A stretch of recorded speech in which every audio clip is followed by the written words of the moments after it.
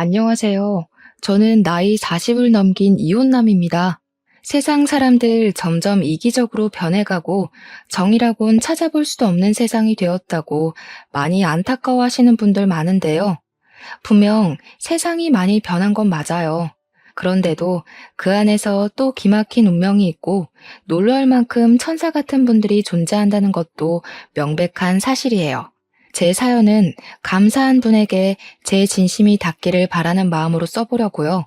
지금부터 제게는 인생에서 가장 아름다운 시기였고 앞으로도 그렇게 기억될 그날의 이야기를 들려드릴게요. 저는 아주 심성착한 아내와 결혼을 했습니다. 아내는 요양병원에서 일하는 간호사였어요. 간호사인 아내가 어르신들을 대하는 모습이 너무 천사 같아서 한눈에 시선을 빼앗겼었습니다. 당시 아내가 일하는 요양병원에 아빠가 입원해서 아내를 만나게 되었거든요. 그때 아빠는 간질환 문제로 집에서 관리가 어려워 전문 요양병원으로 입원한 것이었어요.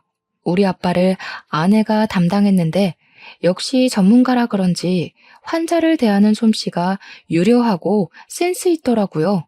게다가 아내는 목소리도 엄청 여리게 보였어요. 저 살면서 그렇게 심성 예쁘고 말씨 곱상한 여자는 처음 봤습니다. 솔직히 첫눈에 반했다고 해도 과언이 아니었네요. 운명인 여자를 보면 아, 저 사람이다 라는 촉이 온다던데 제가 그걸 아내를 보고서 제대로 느꼈습니다. 이대로 아내를 놓치게 된다면 평생 후회를 할 것 같았어요. 그래서 제가 먼저 연락처를 물었습니다. 감사하게도 아내는 저의 관심을 반겨주었어요.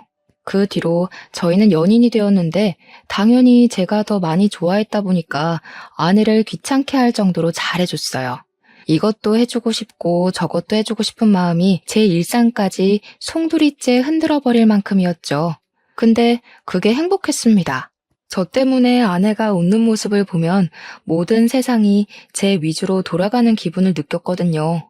겨우 2개월 만났을 뿐인데 저는 평생 아내와 같은 곳을 바라보고 싶었고 평생 아내를 즐겁게 해주고 싶다는 생각이 들었어요. 일은 판단이라는 거 알지만 제가 감정을 참지 못해 아내에게 청혼을 해버렸어요. 아내는 저보다 5살이 어린 여자였는데 저와 달리 당시 20대였거든요. 결혼 정년기보다는 빠른 시기라서 당연히 거절당할 거 알고 청혼을 했었어요. 그런데 놀랍게도 아내가 제 청혼을 받아주더라고요. 그것도 흔쾌히 말이죠. 아내의 쉬운 결정에 오히려 제가 당황하여 아내한테 억지로 청혼 받아주지 않아도 괜찮다고 했어요. 그랬더니 아내가 해주는 말이 정말 예뻤습니다. 우리 같은 생각하는 거 아니었어? 오빠 마음이 곧 내 마음이야. 나도 오빠랑 더 일찍 많은 시간을 같이 보내고 싶어. 분명 제가 청혼을 했는데 도리어 제가 청혼을 받은 기분을 느꼈어요. 그렇게 저랑 아내는 서로의 마음이 맞아서 연인이 된 지 2개월 만에 결혼식을 올렸습니다. 아내는 가족이 없다고 했어요. 그런데도 정말 바르고 씩씩하게 자라온 것 같아서 제가 다 기특했습니다. 저희는 굳이 상견례가 필요 없었기에 우리 집에만 인사를 했던 게 다였어요. 아내는 자신이 가진 것도 없고 고아에다가 직업도 월등하지 않아서 저희 부모님한테 미움받을 걸 두려워하더라고요. 그럴 필요 없다고 해줬어요. 저희 부모님 정말 마음 좋은 분들이거든요. 고아인 아내의 처지를 알고 우리 가족들은 알아서 따뜻하게 대우해줬습니다. 특히 엄마는 저처럼 아내를 기특하게 보았어요. 혼자 장하게 컸다면서 하늘에 계신 사돈이 자랑스럽겠다고 아내의 긴장한 마음을 풀어주기도 했습니다. 아내는 다행히도 저희 가족의 관심을 매 순간 감동하며 우리에게 더 잘했어요. 무엇보다 기뻐하긴 아빠가 제일 기뻐했죠. 아내와 아빠는 간호사 대 환자로 더 친하게 지냈습니다. 아내도 일을 하면서 시부 모시는 마음으로 입원 중인 아빠를 세심하게 보필해 주었어요. 아내는 마치 원래 우리 식구였던 것처럼 잘 어울렸습니다. 엄마는 저녁마다 우리를 꼭 불러서 아내를 밥 한 끼 든든하게 먹인 후에 배웅해주고 그랬어요. 아내가 저희 집안 식구가 되자 집안에 햇살이 든 것처럼 행복에 겨운 날들이 늘어갔는데요. 어느 날이었어요. 아무리 가정이 화목하더라도 아빠의 병환이 이유 없이 회복될 순 없잖아요. 아빠는 갈수록 건강이 안 좋아졌어요. 간 공여자가 쉽게 나타나지 않아서 아빠의 수술은 계속 미뤄지고만 있던 상황이었습니다. 그런데 저희가 너무 단기간에 사이가 가까워져서 그런가 어느 날 아내가 파격적인 제안을 해왔는데요. 아빠 병실로 우리 식구를 전부 모아놓고 얘기를 해주더라고요. 제가 아버님께 간 이식을 해드리고 싶어요. 아버님 더 늦으면 정말 고비일 수 있거든요. 제가 간 이식하는 거 허락해달라고 불렀어요. 아내의 제안을 듣고 깜짝 놀란 엄마와 저는 당황해서 서로 대답을 눈치 보고 있었어요. 그러다 엄마가 나서서 아내에게 그럴 필요 없다고 거절을 하였습니다. 하지만 아내도 엄마가 거절을 할 것 같았는지 이미 조직 검사까지 다 받았다고 고백하더라고요. 안 된다. 우리가 어떻게 남의 집 귀한 딸내미한테 그런 짓을 하겠어.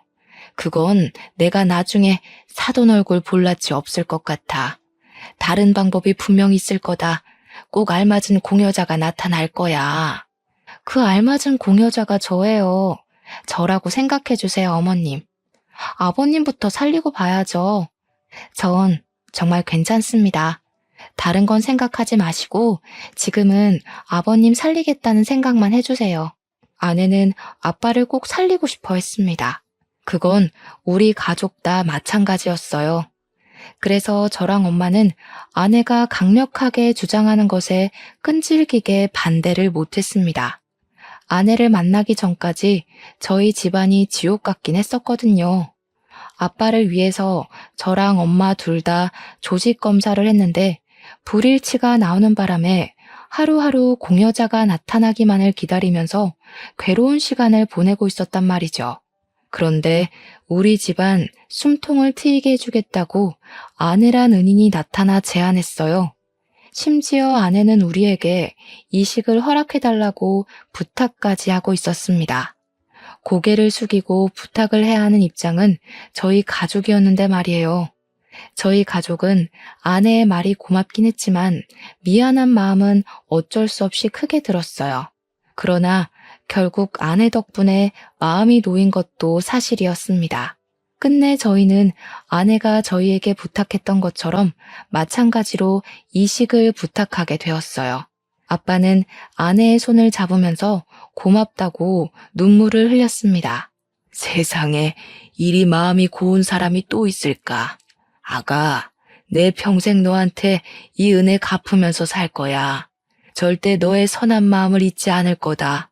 그렇게 아빠는 아내의 간을 이식받게 되었습니다. 당연하게도 건강을 회복하셨어요. 그날로 우리 식구는 아내에게 고마워서 더 잘했습니다. 저 또한 제 생명의 은인인 아내에게 더 큰 사랑을 느꼈어요.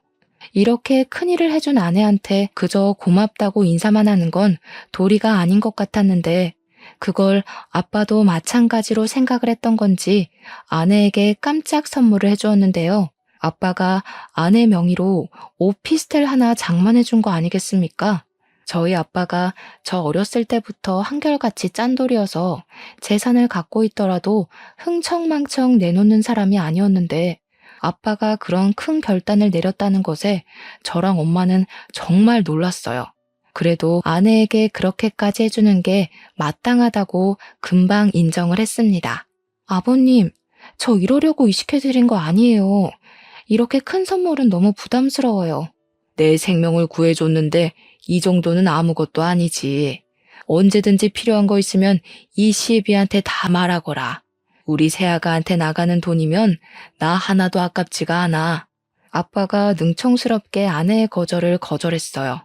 아내는 아빠의 고집을 꺾지 못해 어쩔 수 없이 오피스텔을 받았는데 표정에서 미안한 기색이 한가득이었습니다. 저희는 그런 아내가 마음 편히 먹었으면 해서 생명의 대가로 그만한 값어치를 받는 건 충분하다고 다독여 주었어요.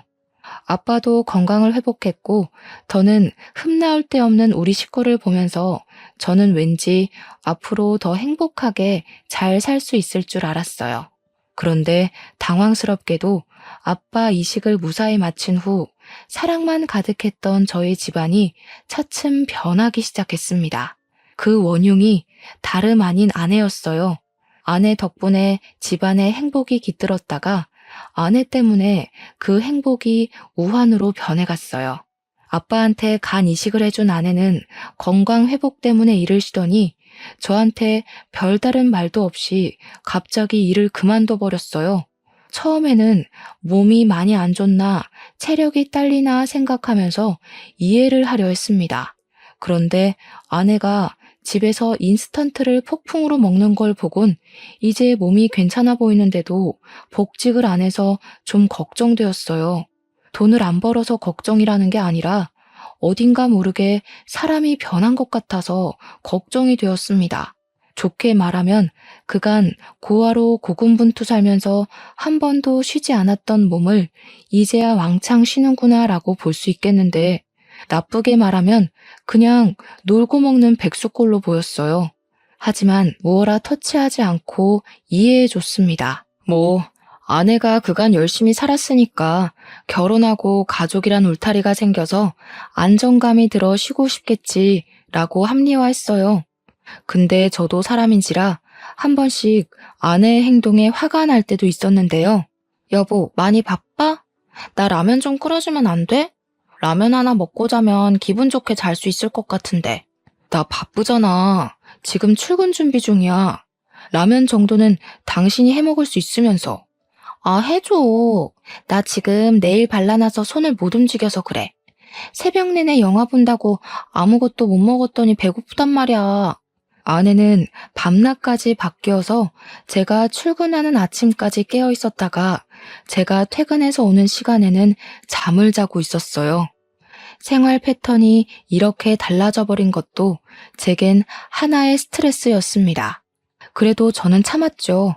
부모님도 아내가 이렇게 지내는 거 알지만 다 이해해 주시거든요. 이해해 줘야 된다고 강요하기도 하시고요.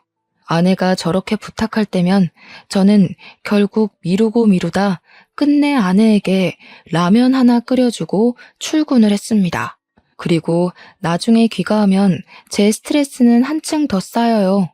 아내가 아침에 먹은 라면 냄비를 씻지도 않고 그 자리에 그대로 두거든요. 여기저기 돌아다닌 흔적도 그대로 남겨두고 옷이고 속옷이고 전부 바닥에 널어놔요. 집안일도 다 방치해서 그야말로 엉망진창인 집구석이 저의 퇴근을 반기고 있죠. 갈수록 강도가 심해지는 아내의 태도에 정말 턱끝까지 할 말이 차올랐지만 우리 집안의 은인인 아내랑 싸우고 싶지 않았습니다. 아빠 간이식을 해줄 때만 해도 제가 아내를 향해 속으로 다짐했었거든요. 아내가 실수로 사람을 죽였다고 하더라도 그거 내가 다 감싸주겠다고 말이죠. 그만큼 아내에게 고마워서 아내가 뭘 하든 다 보듬어줄 작정이었다는 겁니다. 그래서 아내가 실망스러운 모습을 보일 때마다 그때의 다짐을 수천 번 되뇌며 저 혼자 바깥일, 집안일을 다 하며 지냈어요. 내 아내가 잠깐 방황하고 있는 거라고, 다시 천사 같던 이전의 모습으로 돌아올 거라고 믿으면서 말이에요. 아내는 아빠한테 받은 오피스텔에 세를 주고 있었어요. 그래도 그나마 그건 관리를 잘하는 것 같았습니다. 유일하게 그 오피스텔 관리만이 아내를 움직이게 했어요. 입주민이 민원을 넣으면 해결해 주려고 외출을 했거든요. 그때만이 그나마 멀쩡한 사람이 되는 아내에게 저는 차비하라고 용돈 2, 3만 원씩 쥐어주기도 했어요. 그거라도 열심히 해야지. 안 그럼 아내가 완전히 망가질 것 같았거든요. 그러나 조금이라도 아내가 나아지길 바랬던 저의 바람은 끝내 산산조각이 나고 많은 일이 생겼는데요. 어느 날 엄마한테 전화 오길래 받았더니 엄마가 당황스러운 소리를 하시더라고요. 며느리가 갑자기 전화 와서는 차 한 대만 해달라고 그랬다니까. 그걸 아빠가 해줬어. 경차는 또 창피해서 싫다고 기어코 세단 하나 뽑았다. 돈이 얼마나 들은 줄 아니? 너네 아빠도 그만한 차는 타본 적이 없는데 내가 어디 말할 데도 없고 그건 좀 그렇더라. 뭐라고요? 아내가 차를 뽑아달라 했다뇨. 저한테는 그런 말 없었는데요. 그럼 아내가 지금 차를 갖고 있다는 말이에요? 그래, 한 일주일 됐나? 어쩐지 네가 말이 없어서 전화해봤더니 모르고 있었구나. 나는 설마 너도 허락한 사실인가 싶어서 더 말 못하고 있었잖아. 그럴 리가요. 저도 처음 듣는 사실이라 당황스럽네요. 아니, 근데 아빠는 그걸 왜 해줬대요? 아빠도 아내가 일 안 다니는 거 아시잖아요. 왜 해줬겠니? 그놈의 은인이니까 그렇지 뭐. 네 아빠가 예전에 그런 말 했잖아. 며느리가 부탁하는 거면 다 들어주겠다고. 당연히 생명을 구해준 사람인데 그런 마음 들겠지. 그런데 며느리가 어딘가 모르게 달라진 것 같아서 그래. 원래 이런 거 무턱대고 바라는 애 아니지 않았어? 당연히 아니었죠. 제가 아는 아내도 부모님이 아는 아내도 무례한 요구를 하는 사람이 아니라는 걸 알고 있습니다. 그런데 이렇게까지 변할 수도 있는 걸까요? 부모님도 저와 마찬가지로 혼란을 느꼈나 봅니다. 아내가 간이식을 해줘서 우리 아빠를 살려준 건 고마운 일이지만 그걸 빌미로 먼저 나서서 차를 요구했다는 건 무례라고 표현해도 되지 않나요? 적어도 저한테는 얘기해 줄 수 있었던 거잖아요. 물론 아빠의 생명과 오피스텔 값은 비교할 수 없죠. 그래서 오피스텔 외로 뭘 더 해줄 순 있어요. 그런데 아빠가 알아서 주는 게 아닌 아내가 먼저 아빠한테 요구했다고 하니까 그건 좀 기분이 언짢았다는 겁니다. 저한테 먼저 얘기를 했다면 좋게 좋게 풀어서 아내가 차를 살 수 있도록 도왔을 거예요. 지극히 제 기준인데 저는 아내의 행실이 잘못되었다고 생각했어요. 아내 오면 대화를 해봐야겠다고 생각하고 엄마 전화를 끊었습니다. 그런데 제가 퇴근하고 집에 왔는데도 집안이 컴컴하기만 할 뿐 어디에도 아내가 없는 겁니다. 평소처럼 자고 있는 것도 아니더라고요. 그래서 아내한테 전화를 걸었어요. 마침 다 왔다고 하대요. 바깥에 나온 김에 다른 일을 보느라 늦었다고 5분 뒤에 도착한다더라고요. 저는 집을 내려가 건물 입구에 서서 기다렸어요. 아내한테 차가 있다면 차를 타고 올 거니까요. 그 모습을 보고자 시계만 보면서 대기하고 있는데 정확히 5분 정도 뒤에 세련되고 무난한 검은색 세단이 건물 입구로 가까워 오는 겁니다. 그걸 가만히 쳐다보고 있었어요. 그런데 그 차가 건물 안 주차장으로 안 들어오고 입구와 조금 떨어진 곳에서 세워지더라고요. 그리고 그 차에서 아내가 내리는 거 목격했습니다. 저는 바로 몸을 숨겼어요. 그리곤 또 복잡하게 머리를 굴렸죠. 아내가 당연히 운전석에서 내릴 거라는 생각했는데 제 예상과 달리 조수석에서 내렸다는 것이 저를 혼란스럽게 만들었습니다. 분명 엄마 말로는 아빠가 아내한테 차를 사줬다고 했거든요. 그게 저 차가 아닌 건가? 라는 생각도 들었어요. 그렇다면 저 차는 뭐고 또 저 운전자는 누구지? 그것까지 궁금해지더라고요. 저는 끝까지 아내 앞에 모습을 드러내지 않고 그 차 번호만 찍은 뒤 집으로 올라갔습니다. 그리고 얼마 뒤 들어오는 아내에게 엄마한테 들었던 사실을 물어봤어요. 응, 내가 아버님한테 사달라고 했어. 모르고 있었어? 나는 아버님이나 어머님이 당신한테 말한 줄 알았는데. 우리 부모님 원래 입 무거운 거 알잖아. 그래서 차는 왜? 당신 일도 안 하면서 차가 왜 필요한데? 뭐야, 말 서운하게 하네. 일 안 하는 사람은 차 있으면 안 돼? 나도 다 필요해서 사달라고 한 거야. 설마 아까워서 그래? 나한테 이 정도도 못 해줘? 내가 아버님 은인인데? 그게 아니라 적어도 나랑 의논할 순 있었잖아. 내가 당신 차 사지 말라고 종용하겠어? 그냥 당신이 갑자기 차 사달라고 아빠한테 얘기를 해버리면 아빠가 당황할 수도 있고 오해해서 나쁘게 볼 수도 있으니까 그런 거지. 아버님이 날 나쁘게 볼 게 뭐 있어? 나쁘게 봐서도 안 되지. 나는 엄연히 생명의 은인인데. 그리고 아버님이 갖고 싶은 거 있으면 다 말하라고 했어. 이날 저는 무언가 잘못되어 가고 있다는 걸 아주 크게 느꼈습니다. 아내가 우리 아빠한테 간이식해준 걸 권리로 이용하고 있다는 걸 깨달았어요. 왜 일이 이렇게까지 꼬여버린 건지 모르겠더라고요. 무척 당황스러웠던 저는 저도 모르게 지금 우리 아빠 이용하는 거냐고 아내에게 화를 내버렸습니다. 그러자 아내가 그런 제 모습을 서운해하며 삐쳐서는 방으로 들어가 버렸어요. 그 바람에 아내한테 차는 어쨌고 얻어 타고 온 차는 뭐냐는 걸 묻질 못했어요. 그날 밤은 저도 머리가 너무 지끈거려서 다른 방에서 잠을 잤습니다. 결혼하기 전만 해도 우리 사이가 이렇게 빨리 틀어질 거란 생각은 못했는데 역시 결혼하기 전 상대방과 사계절을 함께 해보라는 어른들의 말씀을 들을 걸 그랬나 후회가 되었어요. 간호사로서 어르신들을 대하는 아내의 천사 같은 모습이 결코 거짓으로 보이지 않았거든요.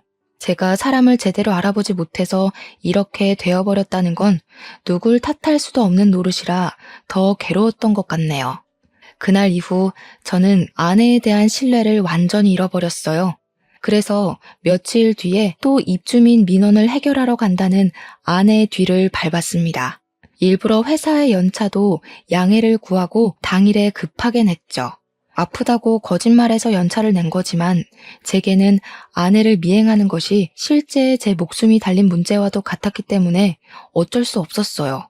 저는 미리 차에 올라탔고 아내는 아파트 건물을 좀 나가더니 지난번에 본 그 검정 세단에 올라탔습니다. 또 조수석이었죠.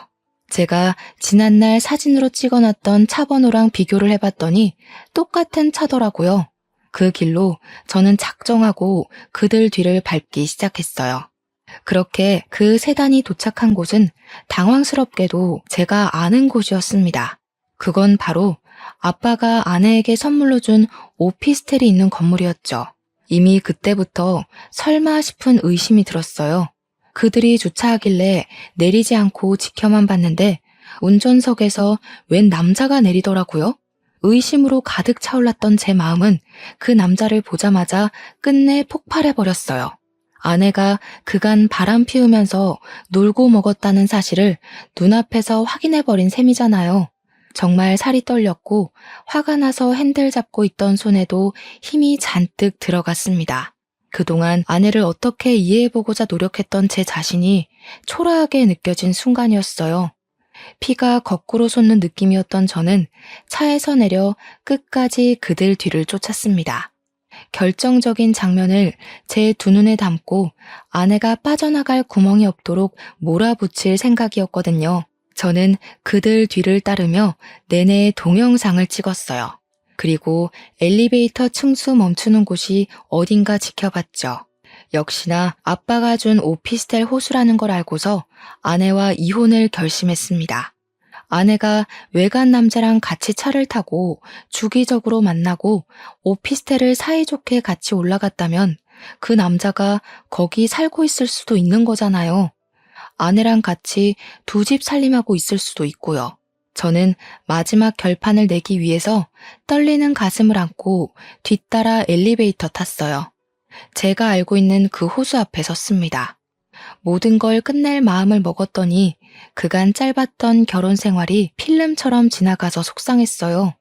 그래서 저를 이렇게 만든 아내를 더 용서할 수 없었습니다. 망설임을 관두고 바로 초인종 눌렀어요. 그런데 안에서 반응이 없더라고요. 혹시나 인터폰으로 확인이라도 할까봐 저는 일부러 인터폰 안 보이는 곳에 서 있었습니다. 얼마 뒤 문이 조심스레 열렸고 누군가가 얼굴을 내밀었는데 예상대로 운전석에서 내렸던 그 남자더군요. 저는 바로 그 남자를 밀치고 안으로 들어갔어요. 안에서 아내를 발견했습니다. 그 순간 실망은 절망이 되었고 직접 마주보니 분노를 더 참기 힘들었어요. 주위에는 아내 것으로 보이는 옷, 속옷, 장신구, 개인용품 등등이 보였습니다. 제가 주위를 쭉 둘러보다가 황당해서 헛웃음 터뜨리니 아내가 당황함을 감추지 못하고 말했어요. 여보가 여길 어떻게 왔어? 설마 내 뒤밟은 거야? 이 상황에 그게 중요하니?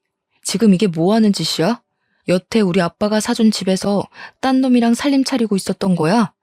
아무리 개념이 없어도 그렇지 어떻게 아빠가 사준 집에서 바람을 피워? 아니, 그게 아니야. 당신이 오해한 거야. 우리 이상한 사이 아니고 그냥 친구야. 옛날부터 가까이 지냈던 친구. 친구 같은 소리 하네.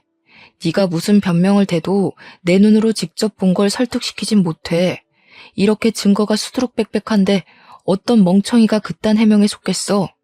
내가 당신 많이 좋아했다고 이런 것도 눈 감아줄 거라 생각했던 거야? 사람을 기만해도 정도가 있어야지. 네가 우리 아빠를 살렸다고 해서 내가 네 불륜을 이해할 필요는 없는 거잖아. 더는 못 참아주겠다. 그만 이혼하자. 이혼하자는 제 말에 아내는 갑자기 울음을 터뜨리면서 저를 붙잡았습니다. 그 손길마저 싫어서 저는 아내를 강하게 뿌리쳤어요. 그랬더니 아내가 힘없이 넘어져 버리더라고요. 더 이상 저랑 상관없는 사람이니 아내가 어떻게 되든 신경 안 쓰고 나가려 했습니다. 그런데 갑자기 상간남이 나서서 제 멱살을 잡더라고요. 어떻게 여자를 때려요? 우리 누나가 그런 거 아니라잖아요. 적어도 사람이 하는 말은 들어보고 판단을 해야 될 거 아닙니까? 이 정신 나간 놈이 뭐라는 거야? 상황 파악 안 돼요? 그쪽이 지금 무슨 짓에 가담한지 모릅니까? 남의 가정 망쳐놓은 주제에 정의로운 척 하지 마세요. 그래봤자 상간자 새끼인 건 똑같으니까. 저는 상간남을 뿌리치고 현관으로 갔어요. 그런데 문고리를 잡고 열자마자 뒤에서 상간남이 누나 하면서 소리를 치더라고요. 무슨 쇼를 보여주려고 그러나 싶어 돌아봤는데 아내가 기절해 있는 겁니다. 살짝 당황하긴 했지만 결국 쇼한다고 생각했어요. 제가 이미 눈으로 확인한 게 있는데 그들 상황극에 넘어가 줄 리 없잖아요. 무시하고 나오려고 했는데 그 순간 상간남이 서럽게 울면서 119까지 신고를 하더라고요. 그제야 당황한 저는 속는 셈 치고 다시 아내에게 가봤습니다. 제대로 확인한 아내는 정말 의식 없는 모습이었어요. 코피까지 흐르고 있더라고요. 깜짝 놀라서 얼른 아내를 끌어안았어요. 정신 차려보라고 흔들었는데도 아내는 마치 죽은 사람처럼 늘어져 있었고 감은 눈 사이로 흰자만 보였습니다. 상간남이 신고한 119가 뒤늦게 도착하고 저는 보호자 자격으로 급히 구급차를 같이 올라탔어요. 그런데 상간남도 따라오더라고요. 아무리 급박한 상황이라도 저는 눈물까진 안 흘렸는데 상간남 혼자 구급차 떠나가라 울면서 아내 손을 꼭 잡고 있는 겁니다. 구급차에서 내리고 응급실로 향할 때까지 상간남이 아내 곁을 못 떠났어요. 처음엔 저도 정신없어서 상간남의 존재를 신경 써줄 여력 안 되었지만 나중에는 심기에 거슬리더라고요. 그래서 사람들 못 듣게 작은 목소리로 상간남한테 꺼지라고 했습니다. 사람 많은 데서 괜히 개망신당하고 싶지 않으면 그만 가시죠. 아무리 저랑 아내가 이혼할 사이라곤 하지만 저 아직 아내 남편이에요. 지금 그쪽 상당히 선 넘고 있거든요. 상간남은 아직도 아내 때문에 눈물을 흘리고 있었어요.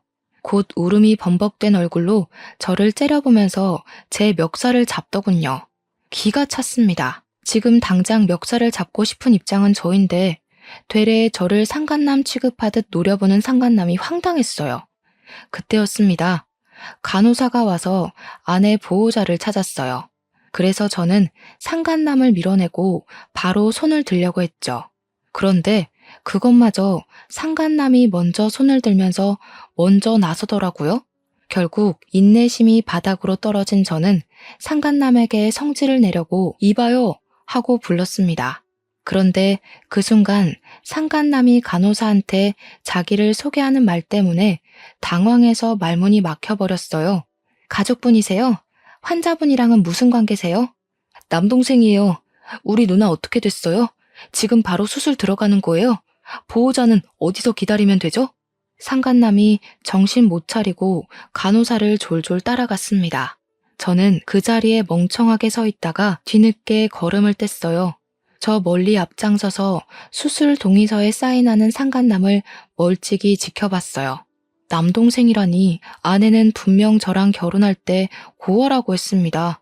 그런데 갑자기 남동생이 웬 말인 건가 싶었어요. 뜻밖의 상간남의 정체에 상당히 혼란을 느꼈죠. 상간남 말이 거짓말일 수도 없는 게 수술 동의서 때문에 가족관계 조회가 가능한가 보더라고요.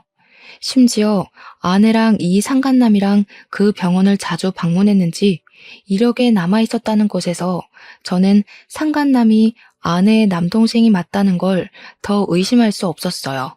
아내는 남동생이 동의해주는 덕에 수술에 들어갔습니다. 저랑 그 남동생 둘이 수술실 앞에 덩그러니 남아 있었어요. 저는 겨우 눈물을 그친 그 남동생을 물끄러미 쳐다봤어요. 무슨 말을 어떻게 물어야 할지 고민하느라 쉽게 질문하지 못했습니다. 그런데 제가 묻기도 전에 남동생, 그러니까 저한테는 처남인 그 남자가 알아서 말을 해주더라고요. 속이려고 그런 건 아닌데 죄송합니다. 누나가 말하지 말래서 말 못했어요. 사실 우리 누나가 좀 많이 아파요. 누나가 직접 말할 때까지 기다리려고 했는데 이건 좀 아닌 것 같아서 말씀드리려고요. 처남이 해주는 아내의 실체는 제가 전혀 알지 못했던 사실들이었고 충격에 입을 다물 수 없었어요. 알고 보니 아내가 혈관 질환이 있어서 1년의 시한부 선고를 받은 상태였더라고요. 아내는 저를 만난 시점에 선고를 받았고 곧 죽음을 앞두었던지라 삶의 의지가 없었는데 저를 만나고 세상이 바뀌었다고 했대요. 저를 많이 사랑했고 사랑하는 사람을 통해 두근거림도 느꼈고 또 그로 인해 다시 사는 기분을 느껴서 좋았다고 했다는 겁니다. 제가 청혼했을 때 아내는 그 청혼을 받아주고 나서도 혼자 고민을 많이 했었대요. 그때 처남이 아내의 고민을 많이 들어줬다고 하더라고요. 끝내 청혼을 거절하지 못했던 건 아내가 마지막 이기심을 발휘했던 거랍니다. 아내가 죽기 전 행복한 기억 하나 정도는 갖고 가고 싶어서 끝내 저한테 병 있다는 고백을 못하고 결혼을 진행했다네요. 그렇게 결혼을 하고 난 후도 아내는 마음이 편치 않았다고 했어요. 신혼 시작부터 아내 마음엔 이미 죄책감이 자리 잡고 있었고 아내는 그 때문에 아빠에게 흔쾌히 간 이식을 해줬던 거라고 했어요. 어차피 1년 후면 죽을 몸이니 간 떼어주는 것이 무섭지도 않았다고 해요. 그 뒤로도 아내는 우리 가족들 몰래 속으로 죄책감을 키워갔는데 우리 가족이 날이 갈수록 과한 사랑을 주자 불안하기까지 했다고 했어요. 아내는 갈수록 커져가는 행복감에 나중에 우리 가족한테 사실을 밝혀서 실망을 안겨주는 것이 너무 무서웠답니다. 병환을 속이고 결혼했다는 것에 실망할 가족들의 얼굴을 차마 마주할 용기가 없던 아내는 결국 선택한 방법이 죽기 전에 저한테 이혼을 당하는 거였다고 했어요. 그래서 그렇게 갑자기 막장으로 살기 시작했던 거였죠. 처남을 이용해 불륜을 연기하면서까지 말입니다. 처남이 오피스텔에서 지냈던 것도 불륜을 가장하기 위한 그림이기도 했지만 월세에 전전하며 취업 준비로 생활고에 시달리던 처남을 위해 아내가 몰래 그곳에 살도록 해준 이유가 크더라고요. 차까지는 받아낼 생각이 없었다고 했는데 제가 이혼하자는 말을 도통 안 해서 아내는 결국 식구들에게 상처를 더 줄 수밖에 없었다며 그 차는 처남에게 줬다고 했어요. 아내는 진짜 차를 탈 생각은 없었고 식구들에게 인정머리 없는 모습을 보여주려고 했던 건데 저희 아빠가 아내한테 진짜 차를 사줘서 아내가 좀 당황했다고 하더라고요. 차 명의는 처남한테 돌리지 않고 아내 앞으로 되어 있다네요. 어차피 아내가 죽으면 다 저한테 돌아갈 재산이니 일부러 처남 앞으로 돌린 명의는 없다고 했어요. 그 사이 다행히도 처남은 편하게 공부해서 편하게 취업했다고 하는 겁니다. 처남에게 모든 사실을 들은 저는 그대로 주저앉아 버렸어요. 믿기 힘든 사실이 전부 진실이라서 숨이 턱 막히는 기분이었어요. 그런 줄도 모르고 아내를 밀쳐서 다치게 한 것이 너무 마음에 걸렸습니다. 너무 미안했어요. 수술을 무사히 끝내고 나온 아내는 다행히도 한 고비를 넘겼다고 했습니다. 한참 호흡기에 의지해 잠을 자고 있다가 뒤늦게 의식을 찾았어요. 아내 손만 잡고 깨어나길 기다리고 있었던 저는 벌떡 일어나 아내를 살폈어요. 그리고 서름이 북받쳐 올라서 아내에게 목청을 높여버렸습니다. 대체 왜 그랬어? 그냥 솔직하게 말하지. 내가 당신 병 있다고 하면 미워할 거라 생각했어. 어떻게 사람을 이렇게까지 바보로 만들어? 미안해. 내가 사실대로 말해줘도 당신이 나를 미워하지 않을 거란 거 알아. 그래서 더 곧이곧대로 말 못하겠더라고. 당신이 나를 끝까지 좋아해 줄 걸 아니까. 당신만 두고 가야 할 때 내가 너무 무서울 것 같았어. 나 때문에 당신 마음이 많이 괴로울 테니까. 난 당신한테 짐이 되고 싶지 않아. 내가 아무것도 모르는 게 더 괴로운 일이야. 처남이 나한테 끝까지 비밀로 할 거란 건 믿었어? 내가 언젠간 알게 될 거라고 생각 안 했어. 그럼 그때 나는 어떻게 되는데 당신한테 용서도 못 빌고 반성도 못하고 후회만 하다가 당신 앞에 죄인으로만 남았겠지. 나는 당신한테 죄인이 아니라 남편으로 끝까지 남고 싶다고. 제 원망에 아내는 눈물을 흘리면서 웃었습니다. 이미 저 덕분에 충분히 행복했다고, 단 한 번도 죄인이라 생각해 본 적 없고 눈 감는 그 순간까지 남편이라 생각하려 했다고 하더라고요. 내가 남편 하나는 정말 잘 만났다. 살면서 가장 행복했던 것 같아. 당신 덕분이야. 행복하게 해줘서 고마워. 작별 인사하듯 말하지 마. 나 당신 보낸다고 한 적 없어. 몸이 많이 안 좋은 거야? 요즘은 시한부 선고 그거 믿을 거 못 돼. 시한부 받고도 훨씬 더 오래 사는 사람들 얼마나 많은데. 옆에서 처남이 대신 말해주길 돈이 없어서 치료할 시기를 놓치는 바람에 몸이 더 망가졌다는 얘기를 했어요. 그것마저 제 탓 같아서 너무 후회스럽더라고요. 제가 아내를 더 빨리 알았다면 아내가 이렇게 병환으로 고생하지 않아도 되었을 텐데. 이미 늦었다는 거 알지만 그래도 저는 최선을 다해보고 싶었습니다. 그래서 그날 이후 아내 병간호를 꼬박꼬박하며 아내 병원에 대해 빠삭하게 공부를 했어요. 그 사이 어쩔 수 없이 이 사정을 우리 식구까지 다 알게 되었습니다. 엄마는 어느 순간부터 아내를 좀 안 좋게 생각하고 있었는데 저한테 모든 사실을 설명 듣고 나서 제일 많이 눈물을 흘리셨어요. 부모님 두 분은 병원까지 직접 찾아와서 아내를 딸처럼 보필하고 챙겨주었습니다. 저랑 처남이랑 같이 아내를 책임져 주셨죠. 당연히 병원비는 저희 부모님이 부담을 해주셨고요. 그걸로 처남이 감사하다고 저희 부모님과 저에게 고개를 숙이는데 부모님이 아들 하나 더 있는 것처럼 처남을 안아주면서 고생 많았다고 다독여줬어요.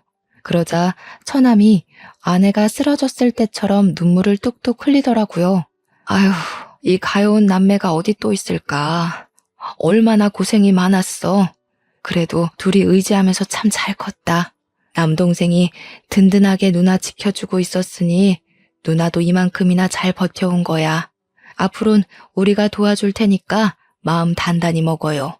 그래야 누나가 더 힘내서 치료받지. 고맙습니다. 저희 누나 대신 평생 은혜 갚으면서 살게요. 정말 고맙습니다. 끊어질 뻔했던 가족 간의 인연은 더욱 끈끈해져서 보기 좋은 모습을 띄었어요. 처남도 우리 가족 덕분에 긍정적인 기운을 많이 받았고 하는 일 방해받지 않고서 열심히 근무도 했습니다. 아내도 저와 부모님의 설득에 못 이겨 치료를 받아보겠다고 했어요. 제가 여기저기 수소문해도 아내의 상태는 더 이상 가망 없다는 말만 들었으나 치료를 해볼 순 있다고 해서 포기하지 않았습니다. 저희는 일부러 병실에 달력을 걸지 않았어요. 아내가 날짜를 모르도록 하고 싶었거든요. 실제 아내는 오늘이 무슨 요일인지 한 해가 끝나기까지 얼마나 남았는지를 모르고 생활하였습니다.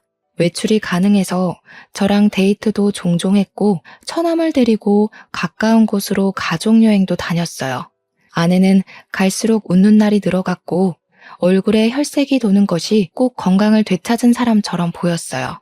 그럴 때면 말이 안 된다는 거 알지만 아내의 병환이 완치가 된 게 아닌가 하는 희망을 품었습니다. 그러나 아내가 예고 없이 기절을 하는 건 막을 수 없었고 한번 쓰러지면 의식을 찾기까지 걸리는 일자가 점점 늘어나는 것도 아내의 상태를 자각하게 만들었어요. 저는 주로 아내 곁에서 취침을 했지만 생필품 때문에 한 번씩 집에 들르곤 했는데 그때마다 죽도록 참았던 눈물을 쏟았어요. 아내 앞에서는 희망을 주고 미래를 계획하면서 평생 함께 할 수 있다고 약속을 해줬지만 저는 알고 있거든요. 아내 몸 상태가 얼마나 악화되어 가고 있는지 말이에요.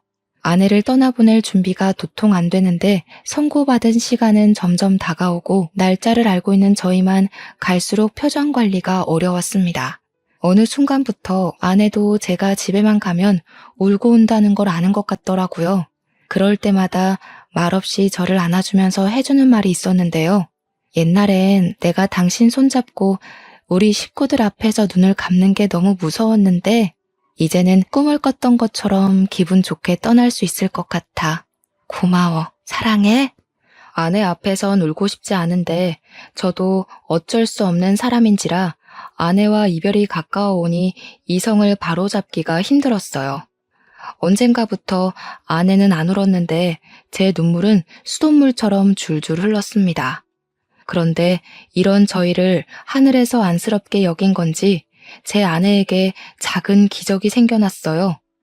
아내가 선고받은 1년의 기간이 이미 지났는데도 아내가 저희 곁을 떠나지 않았다는 겁니다. 당연히 섣부른 기쁨일 수 있기 때문에 일부러 날짜를 넘겼어도 티를 내지 않았어요. 그런데 일주일이 지나고 2주일이 지나고 한 달이 지나도 아내는 저희 곁을 떠나지 않았어요. 그것에 놀란 저는 이 사실을 밝혔고 식구들 또한 전부 놀라서 아내에게 날짜를 가르쳐줬어요. 가장 어안이 벙벙했던 건 아내였을 겁니다. 그때 저희 가족 모두가 상상만으론 안 될 행복을 가득 느꼈네요. 의사 선생님도 잘 이겨내고 있는 아내와 진심을 다해 돕는 가족들이 있어서 일어난 기적인 것 같다고 하더군요.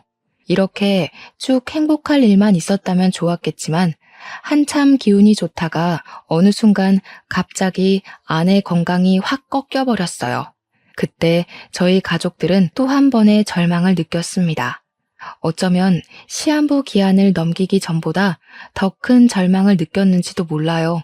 저희는 다시 으쌰으쌰 힘을 내려 했으나 이젠 정말 마지막이 다가오는구나를 느꼈을 정도로 아내는 큰 병마와 싸웠어요.